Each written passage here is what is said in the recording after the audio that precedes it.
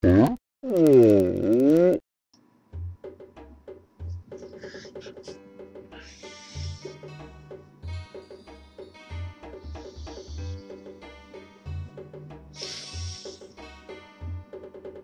hey there, guys. I'm Axel the Beast, and this is the Curiosity Shop, the ZeldaEngine.net video mailbag where I answer your Zelda questions.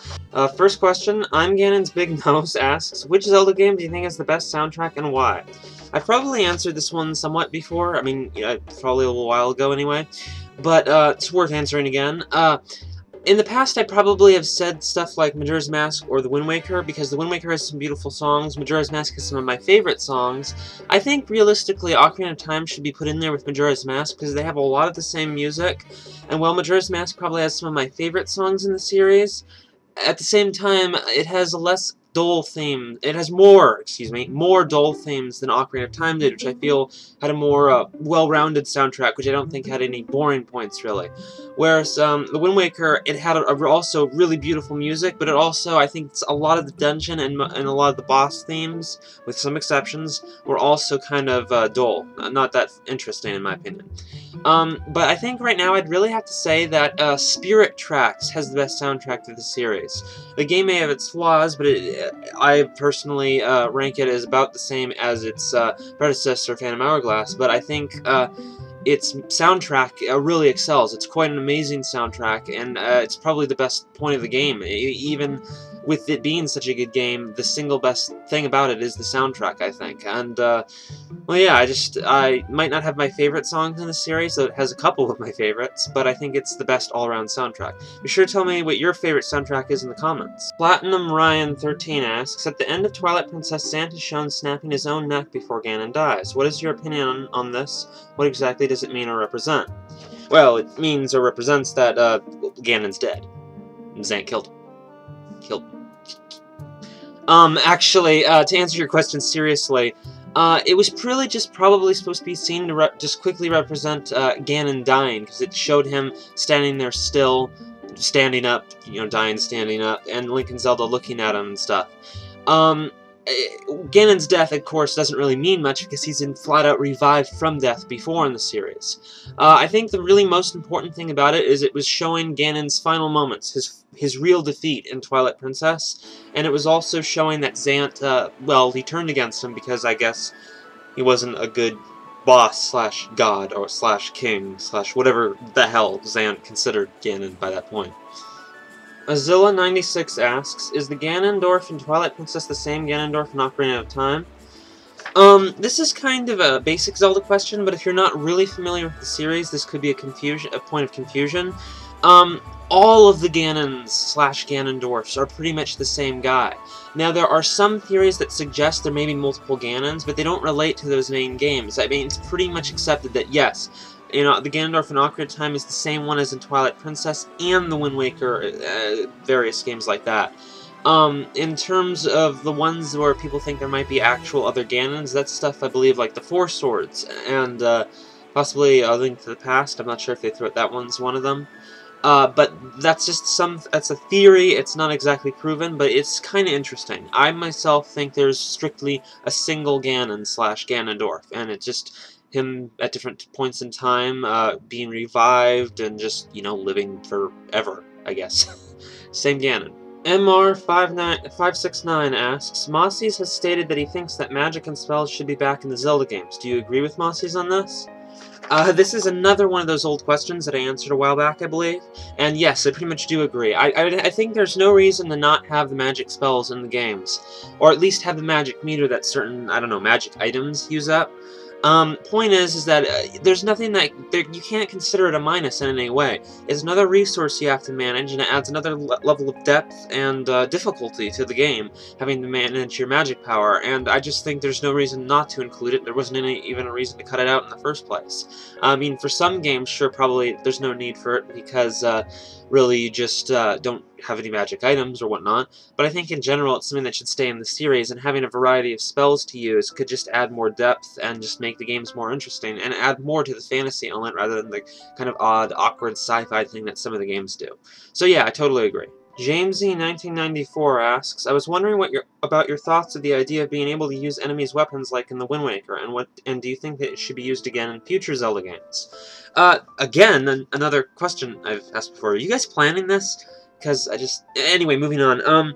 Yeah, I think that is something that they should do because, you know, I actually think the idea of using weapons aside from just a standard sword is actually an interesting idea for Zelda in general, and I think it's something that should be explored in future games. Skyward Sword would make it especially interesting with the Wii Motion Plus, but given that the name is Skyward Sword, I am pretty sure we're just going to see a sword. It's not Skyward Spear, Skyward Axe, or Skyward Armory. It'd be a flying armory in the sky, and it drops weapons. That actually sounds more like a boss than like the theme of a game, but anyway, way off topic.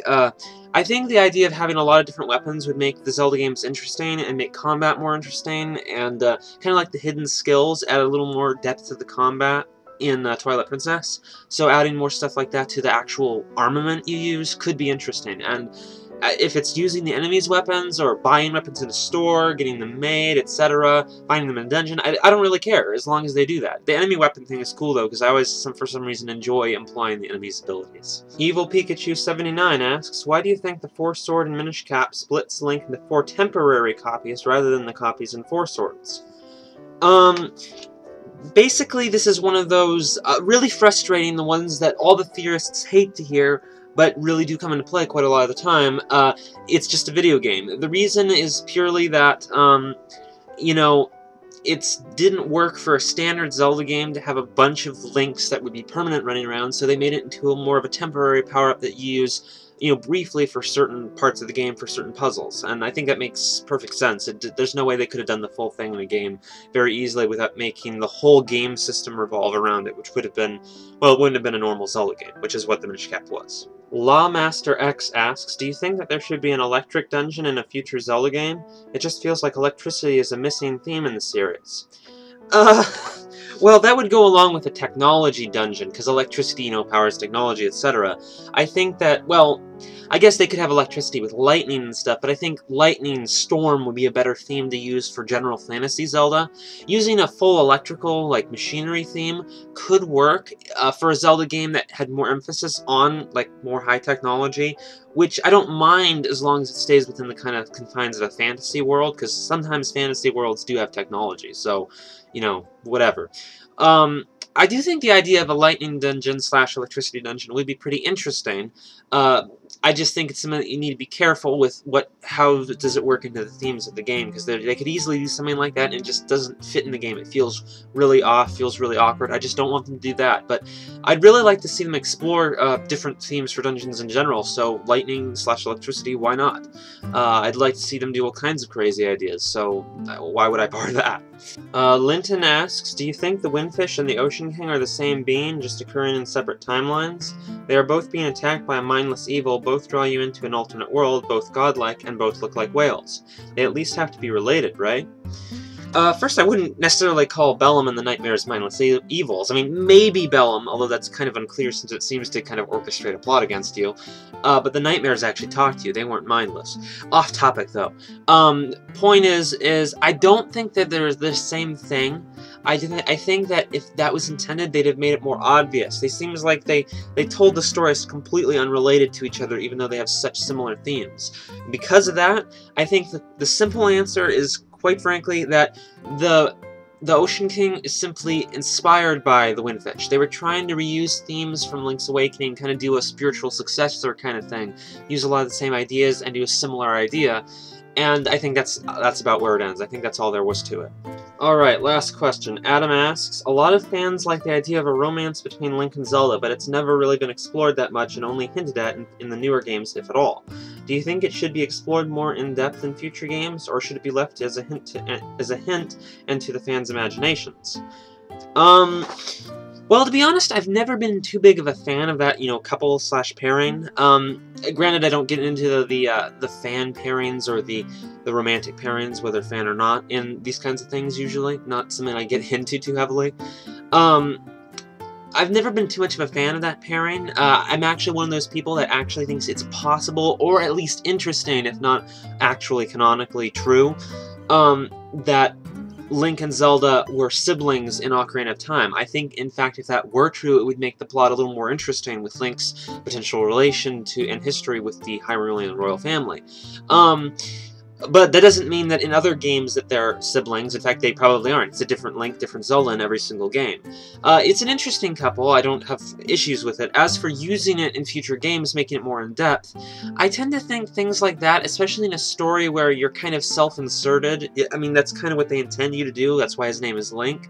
I think that's better in stories like that. I mean, with exceptions, they can experiment a little here and there, do it in a little more in certain games than in others, but I think in general for the series, it's the kind of scenario where you should leave a little bit of that element to player choice. I think that's a lot of the kind of the fun of why that Link's kind of like a ladies' man. All the girls dig Link because it essentially lets the player just walk around and I don't know, self-insert, pretend which girl they're picking, etc. I don't know if everyone looks at it like that. I don't when I play the games, but I think that's kind of what they intended.